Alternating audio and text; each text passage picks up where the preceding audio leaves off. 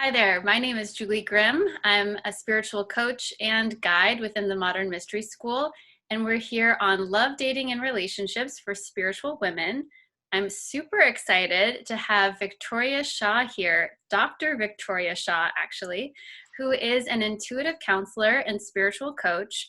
She's the author of 4 self-help books for parents and manages the Intuitive Connection podcast. So Victoria, so lovely to have you here. Thank you so much for having me. I'm so excited. Me too.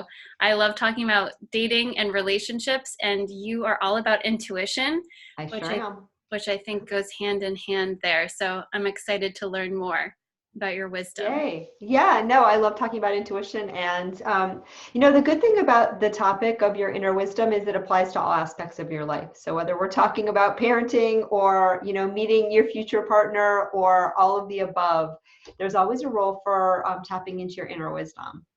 So that's interesting. Is intuition the same as inner wisdom for you? I think so, yeah. I think of intuition as, look, the way that I look at it is from a spiritual perspective, although you don't have to, but I'm guessing, again, based on what you do, that's not going to be out of your comfort zone. But the way that I understand it, right, is that we're all at our core spiritual beings, and we're just having this human experience for our own learning and growth and enjoyment.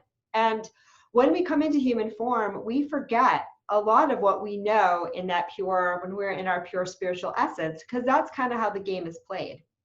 But your intuition is that connection back to your deepest and truest wisdom. And because when we leave, spirit form, we're always in spirit form, but we're just playing it a little more human right now. And we have that a little denser, right? A lot denser. And when we have that, those blinders on, the intuition is that way for you to always be tuned in and remember your own divine nature. I love that. Yeah, I found for myself personally, I have struggled. Intuition is something that I've struggled with. And I wonder if you could speak to this too. These are basically who you work with, people who struggle probably with their intuition. I was born and raised in Massachusetts. I'm recording today just outside of Boston. We are so mental here. Right. Yeah, we are. and educated. Coast. You have a PhD. I have a master's. Go figure. I don't know, but can that get in the way of our intuition? Or maybe what the better question is, what gets in the way? Yeah, I think that's a great question. And people often ask me that question, right? Because I have all this left brain training. I have really 2 masters and a PhD. So lots of that good stuff, and you've written 4 books. Yeah. And I'm also a fellow East Coaster, at least for now. And so yeah, how do you reconcile that intellect and that spiritual piece? For me, they now go completely hand in hand. And part of it was just sort of about my learning to change my perspective and, value that intuition over everything else. And now I look at my intellect as just a tool for my inner knowing, to use as it sees fit, rather than starting and stopping just with the intellect, which is what most of us do. And it doesn't really matter how educated you are. It doesn't matter how smart you are, although sometimes being really, really, really smart and educated can be a liability, but really everybody has connection with their inner wisdom. And the first step is just to start to pay attention and tune in and allow that it's a thing. And, whether you went to Harvard or whether you didn't go to college at all, you still have a mind. You still have an ego, and you still have that constant chatter that we all have, that we've all learned, that's part and parcel up until now of the human experience. And if you are completely identified with that, and if you live totally in that, you will have a harder time tuning into your inner knowing. Yeah, it's interesting. And so I asked that question. I didn't mean to be like an academic snob here. That's also a New England thing, though. Yeah, you didn't come across that way, but it is a New England thing. But I lived in Israel, for example, for a few years, and people in Israel, they obviously have minds. They're very bright, but they're not as, I'm totally making generalizations here, but they're not as aligned with their mind, which is kind of what you were getting into, what you were saying, that when we become attached to our mind and we identify solely with our mind, we really trip ourselves up. And it was really, for me, kind of eye-opening. It was even really before I was on a spiritual path, but not really consciously on a spiritual path at that time. And I was so curious, like, how are these people living their lives? Because it's such a different framework from how I've lived my life and how from other people that I know have lived their lives. Yeah, I mean, I think that there's varying degrees in different cultures of how much they're open to that other ways of knowing that deeper spiritual perspective. And it varies from person to person, family to family, culture to culture. And I also think that we all have areas where we go unconscious, right? Every culture, every society has, every family, every human being has their own really strongly entrenched belief systems. And when you are stuck in those, it's harder to hear your intuition. Because Yeah. when the emotions and the thoughts get really loud, it's like if you think of your intuition or your spirit as the sun in a clear blue sky, when there's a lot of clouds, when there's a lot of storms, when there's a lot of disruption, the sun is still there, but it's harder for you to see it. I love that metaphor. That makes it really clear too, because I come from this background of being more mentally aligned, but of course there's people who are maybe more emotionally aligned or Yes, emotionally attached, where right. for them that's sort of the sticking point. Yeah. And Eckhart Tolle, who's one of my favorite spiritual teachers, says, and I think this really resonates with me, is that he talks about emotions being your body's reaction to your mind. So emotions, rather than those pure feels that we all have that are really more part of intuition, like when you feel the pull to do something or the pull away from something, where it's not a reason why or a thought, it's just a feel. That's your body, that's your intuition. But emotions are usually, you're thinking, and your body's responding to that with anxiety or depression or, anger, or because you're responding to those thoughts, if that makes sense. That makes so much sense. And I think that that's such an important point. Actually, I love it. I used to do consulting in the school system. I taught kids and teachers about meditation. I love it. And one of my favorite things, I always love to kind of blow their mind. And the first one was about just like you can feel both emotions, but also feelings within your body. And we use this word feelings, it becomes very gray. Well, what is it? Right. Is it an emotion or is it just a felt sensation? And when we really just connect with the felt sensation, that's kind of where the magic begins to open Mm-hmm. up. I love that. When I was first developing my intuition, I was working with this group in Hawaii, and they were great for certain things, but they were very visually oriented, which I am now, but I wasn't then. And they were really against sort of feeling and emotions and empaths, which is, I know, a topic we're going to get to in a little bit. But I'm very kinesthetic. So I feel energy. I can feel like the shift in people's energy, like say when they're telling the truth or when they're maybe not in their truth. I can feel when people are talking and they're releasing emotions and releasing stuff. And I can feel when they're really like hanging on to it and building it up. So a lot of it for me, and I can feel it into my own body, right? And so I love that distinction, because those raw feels, they're not emotions. They're more in line with that, your higher GPS. They're just your body's wisdom. So that's beautiful. And I love that you're teaching that to children, because if the next generation gets that, oh my God, we're going to save them so much grief. Well, that was one of the, when I started really committing myself to a spiritual path and sort of to this deeper work, I was like, man, if I had had this when I was 5, like if I knew how to emotionally regulate or not identify so heavily with my mind, if I Right. knew how to listen to my heart and to my intuition, gosh, what different things would I have done? So, I hope that I'm imparting some of that to those children. And then now Yes. through my work predominantly with adults and, people who take my classes, that's my goal really. But Yeah. it's such a treasure to be educating children Yes. at a young age that way. Absolutely. And I often say too, like the reason that, every child is born intuitive. So we're all intuitive. Like it's not a special gift that I have or someone else has. Yeah, I've worked really hard to develop it. And yes, intuition came more naturally to me maybe than it came to other people, but we all have it. And what happens is a lot of times when kids are young, there's no frame of reference for understanding it. And sometimes too, we're told it's not safe, it's not okay. And so usually by the time kids are about 7 years old, they've shut it down.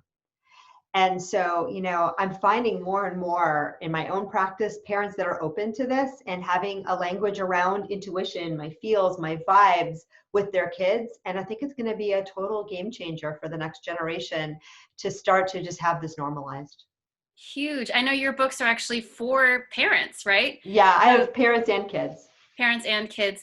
And I love, that relationship. I think you mentioned in your bio that that was actually one thing that brought you into this whole field, was modeling that for your children. So Yeah. even if we're not educating directly, just simply being that is Yes. is demonstrating to them kind of different ways to manage their lives and make choices from that higher mind, that higher. Yes.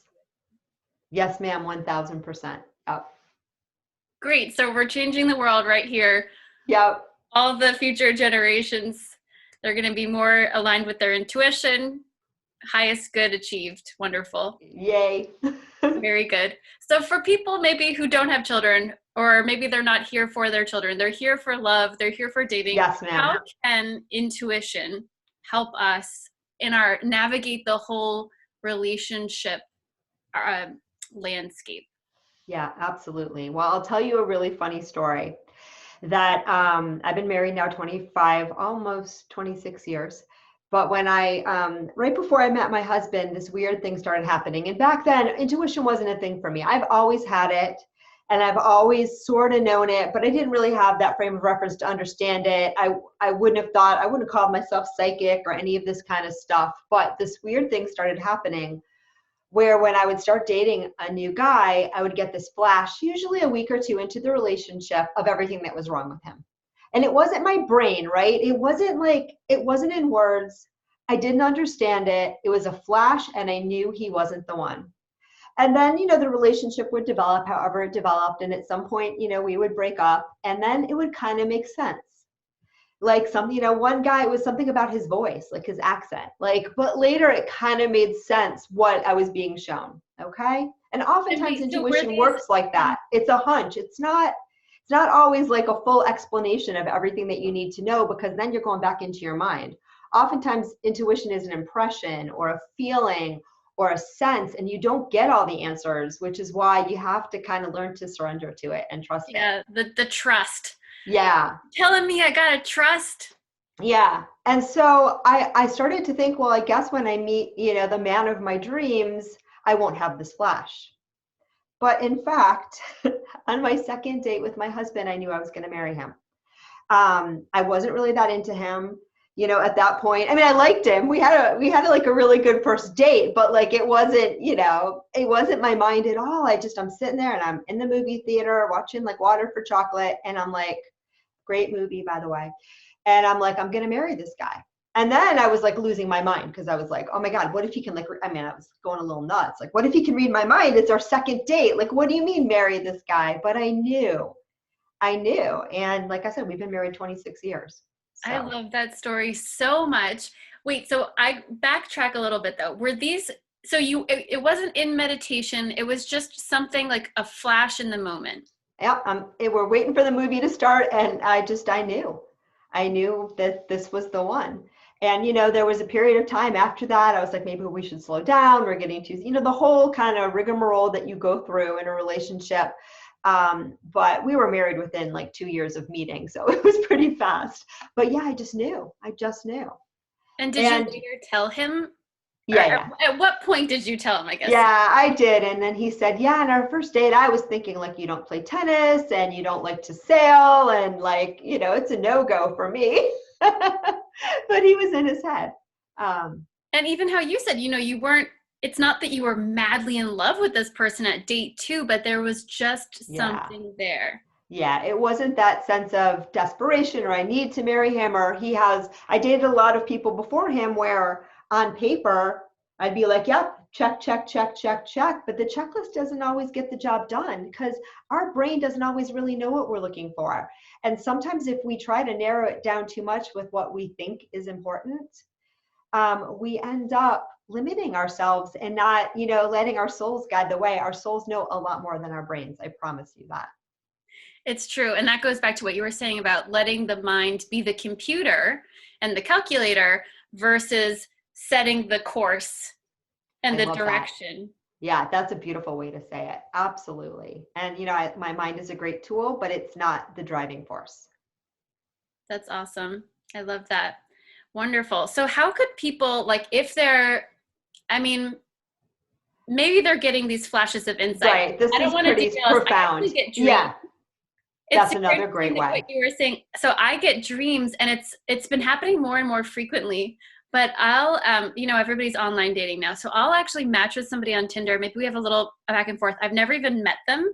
The day before, maybe we meet or we have a face-to-face, like a virtual chat, I'll have a dream about them, and I'll get like their energy signature. It won't even necessarily be them. It doesn't really look like them, or it's not clear that that's who it is, but I Right. get very clearly their energy. And there will be something that happens in the dream that's basically corresponding to when I actually meet them. And Yep. very interesting, similar in a way to what you were saying. But let's say that these people aren't having those. These people Right. are listening Yeah. And in. you were saying you're not intuitive. See, give me a break. But really, everyone's It's intuitive, something that and I've. you're all right. And it's different for everyone. And yeah, my experiences were pretty profound, and not everyone's going to have those. But how many times, people walked into my office and they've said, like, when I started this relationship, I didn't have a good feeling, but I didn't listen. And now look where I am. Right. So we often know.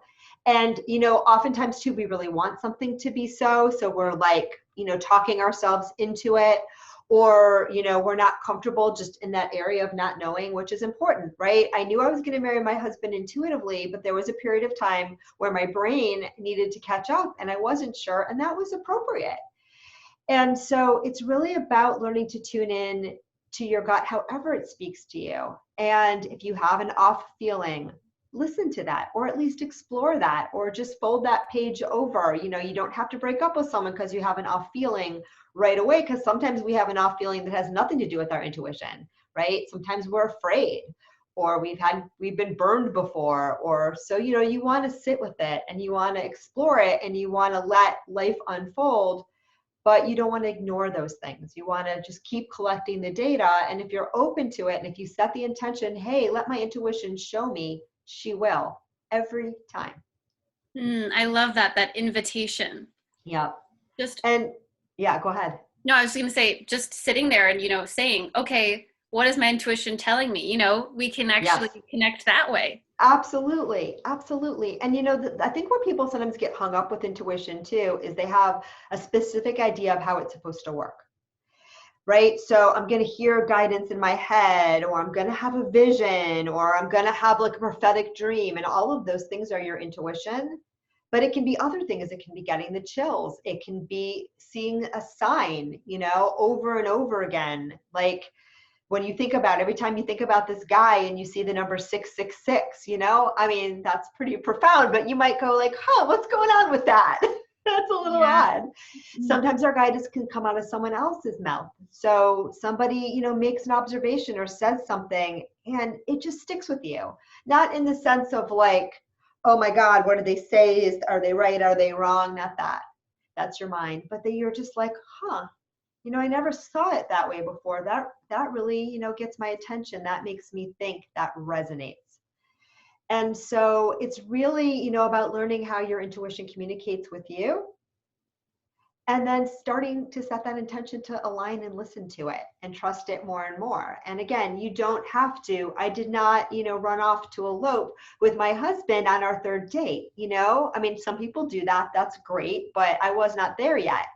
And, part of life is discovery. So I'm glad that we had the period of time, to grow our relationship, and for me to have that he's the one be revealed to me with like, realistic things that actually made sense. Like he's really nice and we have the same interests and we get along and we're compatible living together and we have the same values, and right, those were nice things too. But as you start to listen, as you start to trust, more and more your intuition will speak to you, and you can listen to it, and then you start to act on it more and more. And then sometimes you may decide to make a big leap based on your intuition, and that's fine too. Yeah, I love that. Like what's coming to mind there is just follow your heart. That Yes. saying, follow your heart, because in some way I think of intuition as your soul or your higher self communicating, but also your heart communicating maybe Yes. Yes. deeper truths to you. Yes. I think that's a beautiful way of putting it. And I think where a lot of people get hung up too is because most of us are used to living in our emotions in our mind. And because romantic relationships can bring up so much stuff for people, so much stuff from like childhood and just, unrequited love and bad past relationships. It's just a very meaty territory for us human beings. There can be a lot of emotional and mental noise. And so it's really helpful to kind of, without over analyzing, become aware of your patterns, become aware of where you start to like loop in thought or emotion or like, because that will also help you separate. If you had someone cheat on you or your parent had one of your parents cheated on the other, and that was like the story of your childhood, and now you're paranoid that your partner will cheat on you, it's probably not your intuition. Right? It's probably something else. And if it is your intuition, you're not really going to be able to hear it because of all the emotional baggage. So, the more that you can learn to be calm, still, step back from the feelings, find that place where the mind and the emotions are calm, that's when you're going to hear your guidance the best. And, people often ask, how do you tell the difference between like fear and intuition?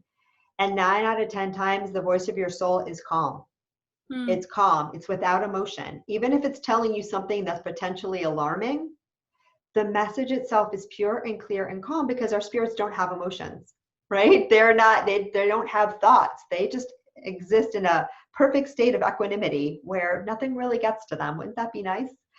And so We're those already there messages, at some point. I'm getting closer. Yeah, I mean, the more we can live there on Earth, the better. But we also get to be human, so it's not a goal. It's just something to aspire to and let happen for you. But yeah. So usually intuition it's very clear. There's not a lot of emotional charge.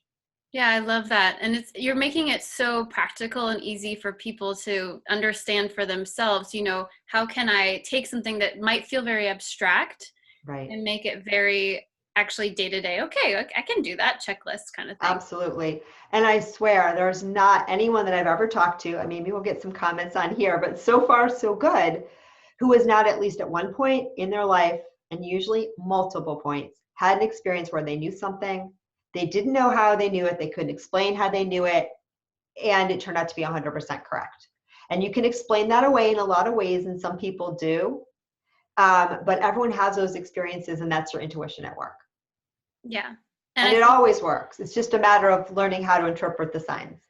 Interpreting and like you were saying, surrender and trust, and not, it's like what I was saying before, sometimes, especially growing up in New England, I always felt like I needed to explain myself. I needed to have the scientific algorithm of like, this is why. And the funny thing is that actually that does exist for intuition. We just can't see it. Yeah. And we can be given to it bit by bit, but if we're given too much, then our brains take over. And also, yes, there are certain things that our small minds can't understand. And so when you're intuition, right, you're talking to your soul who has a much broader perspective. So it's going to dribble in because they don't want to blow your mind, right? Yeah, literally. like literally, it's too much. And also because part of the process of life is discovery. And so you may get pointed in a certain direction, but you don't get all the plans because you're here to experience, you're here to discover. So that's why we start to cooperate with that greater force, which is our higher self, our spirit, however you want to put it. We can start to listen to it and align with it, but we also want to, respect the experiment of being human by knowing that, we don't need all the answers all at once. We are going to be shown as we go along. And if you trust that, you will be. Things always make sense as you move forward. You just don't always know it all in advance. I love that. That's been another. You're pointing to all of my the areas where I've needed to do some serious work, which is trust the journey. It is a journey, and trust the journey. I'm very destination driven. And that's okay too. I'm goal oriented. It's all good. And there's nothing wrong with having a goal either. I love goals, and we need goals in order to function in the world, right? I just recommend that people keep their goals loose. So that, you have a goal, but you recognize this isn't the end all or be all, that I'm open to other things that might be better coming into my path, that I'm not fixated on this is the only way to achieve the goal. I'm open to sort of other bits of wisdom coming in about how I might accomplish that. And very most importantly, it comes through to say, if you can feel into the feeling tone, like how you'd like to feel when you achieve that goal, right? And start to feel that now, it'll align you with the goal, but it'll also do something better, because most of us chase certain things because we want to feel a certain way, right? But it's really the other way around. If you start to feel the certain way now and bring more, say, joy into your life, or freedom into your life, or excitement into your life, and you do that now, you will actually attract more of that in the things in the outside world anyway, and you won't be perpetually chasing it. I love that. And that's been, for me and possibly a lot of people listening, if they're single, Yeah, or maybe they were single for a while, a huge lesson about dating, because, you know, you might have a goal, like I want to be married, or I want to have a partner, I want right. XYZ. But if you begin to chase it, it's almost like you're running in the Yes. opposite direction and you're pushing it away from You you. can, because you start to send out this energy to the world, like, look, when will I ever? I'm not. It's the energy of lack. Before I met my husband, in my, early 20s, I was miserable. I was so lonely, like profoundly lonely. It was a really hard time in my life. And I remember having this sense, this feeling, this flash, this imagining of waking up, on the other side with somebody else on the other side of the bed, and not feeling that way anymore, feeling like at peace, feeling like, okay, it's good, it's done. I found my man or my partner. And I really do think that for me, that was setting the energy for my husband to come my way, because I was starting to tap in more to how I wanted to feel, rather than the lack that I was feeling right in that moment. Absolutely. And I find for me too, I can be more at peace with the journey Yeah. when I'm living in that energy. Yeah. And when I notice for myself, it's good to have goals. It's a great Yeah. thing, but I can go overboard. And when I've gone overboard, it's exactly that I'm now making the goal somehow greater than my current situation. And I'm saying that I'm in lack in my current Yeah. situation. Absolutely. And again, if you're constantly setting goals, I mean, it's a fun little mental exercise. There's nothing wrong with having a goal driven life. It's just that if you're chasing a goal because you want to feel a certain way, you might for a minute, but then you'll just set up the next one. Whereas if you start to figure out what's going to make me feel that way now, then everything about your life changes, and you just start to feel good all the time. And then the goals they create themselves. I love that. And it's such a beautiful way to experience life too. You know, that sense of fulfillment on a daily level. Obviously, we have highs and lows still, but Yes. rather than a high being tied to some external metric, now that high it's just your existence, and the external things come or they go as you create them or achieve them, or the blessings come into your life. But your sense of value or contentment isn't tied to that thing being there. Bingo. That is beautifully said. So that's why I don't have it with me, but my mug is enjoy the journey. So I can Yeah, remind myself.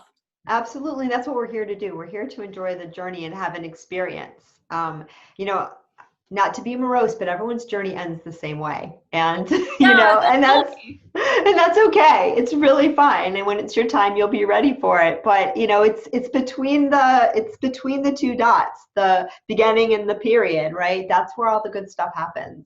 And so, you want to start bringing more of that in now, regardless of what's happening in your outside world. And again, look, this has been a crazy period of time for many, many folks. And so wherever you're at right now, sit with your feels. There's nothing wrong with them.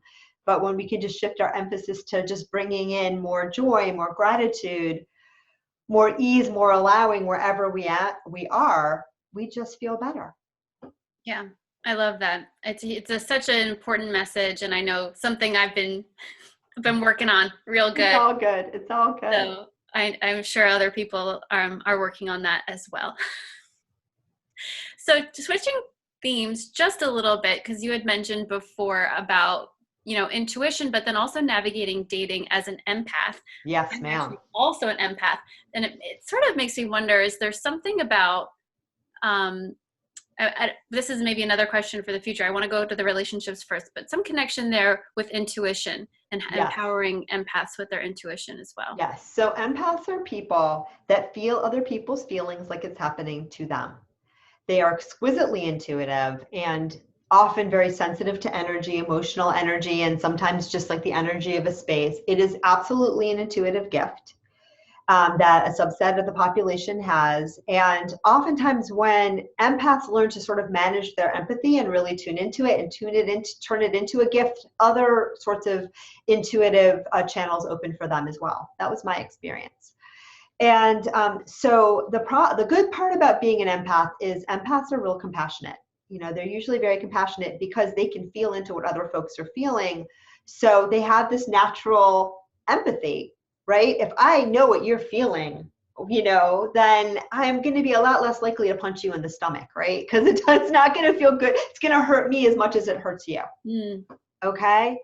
The bad news about empaths, especially if they're not aware, is that they often have trouble with boundaries because, again, saying no to you and then you're disappointed, I feel bad too.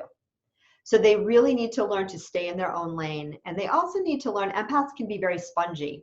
So, and this is how I was. And so they can, if they're not careful, take on everybody else's pains until they're weighted down with a bunch of stuff that has nothing to do with them. And I remember early in my journey working with an energy healer. I was just talking to her the other day, and she's like, I'm removing all this energy, angry energy from your legs, Victoria. And I'm like, first of all, I didn't know you could do that. But then the clincher was, she said, and you don't even know these people. Right. She's like, I'm removing like thousands of people's energy that you've never even met. And that I was an extreme example. But that's what can happen with empaths. We pick stuff up, we don't realize it, and then we have trouble understanding what belongs to us and what belongs to other people. So as a child, I used to think emotions were these things that floated in on the wind. It didn't matter like anything that was going on in my world, in my mind, just sometimes suddenly you got sad. And that was just what emotions did, right? And I realize now that I was just picking up on the energy of my caregivers mostly. But so that's the conundrum with being an empath. You need to learn how to have scrupulous boundaries. You need to learn that just because you can feel it does not mean it is your job to heal it.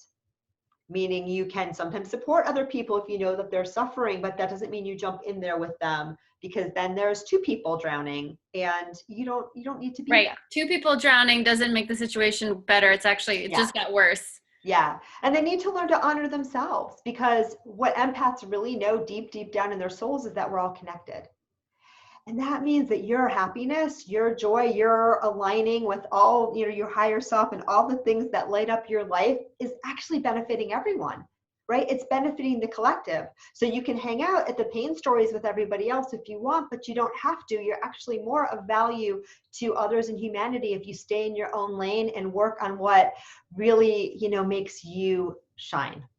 I love that so much. And I love also stay in your own lane. Yeah. So as somebody, I'm very empathic, and I didn't realize it till very late in life. I study and teach in the Modern Mystery School. There's something called an initiation.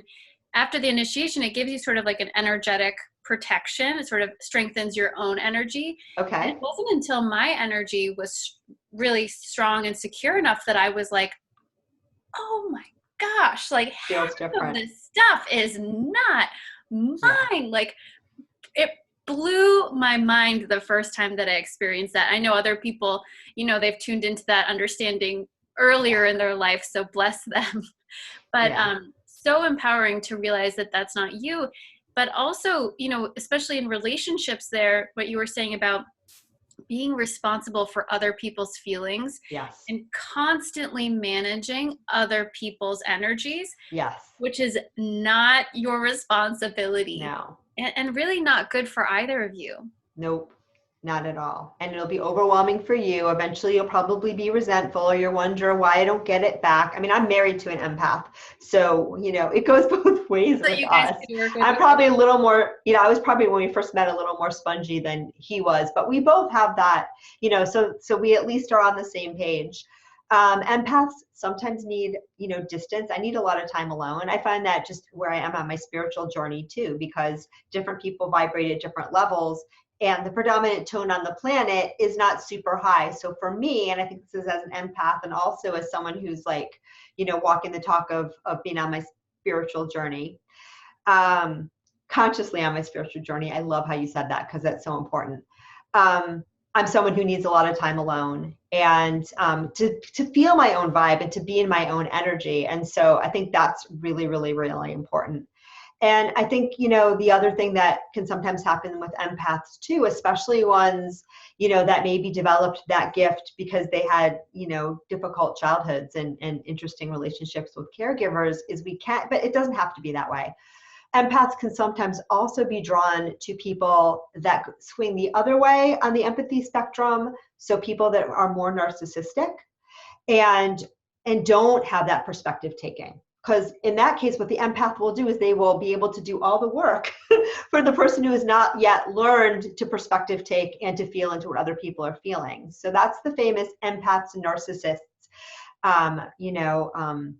Tango. saga. Yeah, that you off tango. I love that you often hear about, especially in a lot of like new agey things. And, I don't like to get over, I have a whole episode on that on my podcast, because I do feel that at a certain point, it's every breakup with everyone calling, narcissist. And we all have narcissistic tendencies. Every human being does, even empaths. And sometimes Even empaths. right. And I know some narcissistic empaths too, where they feel the feels, they get overwhelmed by that, but they don't care, Yeah. So there's many different ways to go, but just overall, it is possible sometimes that, empaths, we think everyone is like us. Everybody feels what the other person is feeling, and we can be very disappointed sometimes when we find ourselves in relationships with people that aren't wired the way that we're wired. And we expect them to be like us, and we don't understand why they're not. And maybe we feel like something's wrong with us because they're not responding the way we would, rather than recognizing maybe they're just not responding, the way that, maybe we don't need to be in a relationship with them. Yeah, maybe they're not capable of Yeah. responding in that way that you might desire and want. Right. That's been something for me that I've really had to look at is as an empath, or just as somebody who's caretaking, is kind of the another, not, they're not necessarily one and the same, but there's also that caretaking energy. You might expect to be taken care of as well in a different way. There's a reciprocity and an energy exchange happening, and sort of a sense of over responsibility that, oh, they haven't reciprocated that energy, let me give more, let me Yes. somehow, I didn't do enough, and then all of a sudden that creates a huge energy drain for you. Yes. So I know for myself as an empath, making sure that my energy is kept at a good level, Yes. like by taking care of myself. But then also in the relationship, if I don't feel that what I've given is being reciprocated, that there's not this amplification loop happening, it's sort of like, are you here with me? Yeah. Are you not here with me? What's going Julie, I on? think that's beautifully said. Yeah. And, with reciprocity in a relationship, it doesn't have to be every moment of every day, right? If your partner suddenly has cancer and you're like the caretaker for a couple, for a year, that's fine, or a loss or something. But over the course of the relationship, it should be reciprocal. And I've worked with people that come in and they're like, I've been married to this person for like 5 years, and I realize it's one string of tragedies and they're all his. And when stuff goes wrong in my life, like it's radio silence. Like that's when you're starting to go, maybe I'm giving more than I'm getting from this relationship. Yeah. Yeah. I think that's something, I don't know if it's women specifically or empaths, but that caretaking energy can sometimes, it's like martyr, overgiving, or it gets trapped in that, like that empath narcissistic loop. Right. I don't know what we would call them, but givers and takers maybe is the short answer. Yeah. And I've worked with people too that, their MO is I'm going to give, give, give, give, give. And then they're constantly resentful because they're giving because they want to receive, but they're giving to people that are like, sure, you give it for free, I'll take it, and then they're wondering, well, why is no one giving back? And so again, it's about, giving with discernment and also being open to receive back and know that you deserve, you deserve what you desire, and you don't even always have to like give what you desire to someone else to get some for you.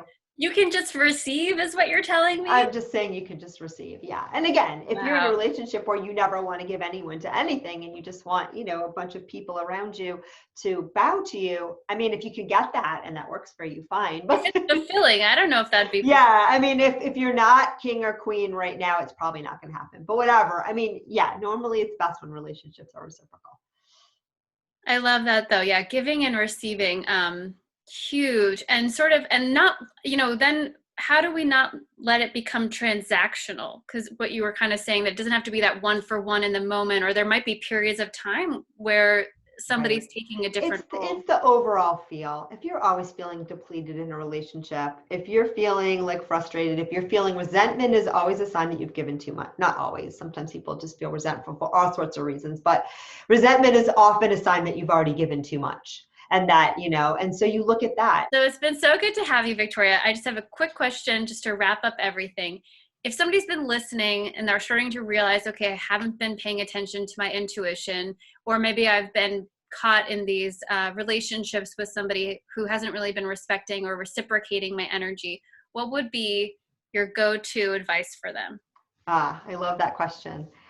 Um, the first thing is be kind to yourself. Always be kind to yourself because life is all about the journey. It's all about learning, and we learn as we go. And so the moment that you get the message or the moment that you wake up and say, I'd like to make a change in my life, that's the moment you've been waiting for. It doesn't matter if it could happen sooner or it just, now is the time. So honor yourself, be kind to yourself. Hooray. And then, the other piece is when we're dancing with others in relationships, it's really more about what you can do than what you need them to do. Right? And so you really always want to bring it back to what can I do here? What am I being called to do? Whether it's end a relationship, change the way you show up in a relationship. We often, again, we try to cheat the system by trying to change the other guy. And sometimes other people do change, sometimes they don't, but your locus of control is what you do, how you understand things, how you work through the pains and whatever's going on within you. So always start there and, tune into yourself, listen to yourself, ask yourself from that deep place, what do I need right now? And, what steps can I take to get it? And also, can I get it from this relationship? Because sometimes the answer is no, not as it stands now. And that's the time when we know it might be a good idea to walk away. I love that. I love that. So we have some good steps for folks. And if people want to get in touch with you, your links are at the bottom of this recording, so they can click on that. I know you have a fun quiz that people can take on your site. I do. What is your spiritual superpower? I'm going to take So it it's really fun. and Yay. figure it out. But it's been so, so lovely chatting. And I hope this has been helpful for all our listeners. Thank you so much. I could do this all day. This was a blast. You are beautiful. Great. So lovely meeting you and connecting. Thanks, everybody. Likewise. Take care.